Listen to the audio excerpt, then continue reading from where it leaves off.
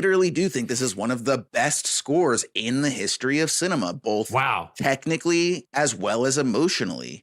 I think that it's got a really interesting aesthetic that's best described as ancient Japan meets modern Japan, let's say. We've got these very traditional instruments that kind of remind you of sort of like feudal Japan, right? But they're being combined with what are then the most modern synthesizers and computers that they have in music, to the point that technologies were created just to allow them to be able to make this score.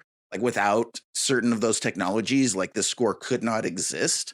So it's very interesting to note that this wasn't something that happened by accident, right? Like, no, they like went all in, devoting tons and tons of resources to the creation of this score. And what's most interesting is, again, it's this perfect assemblage of like, traditional instruments that are, especially native to Japan and to a lot of the different Eastern provinces, with a lot of that just new technology that's in play.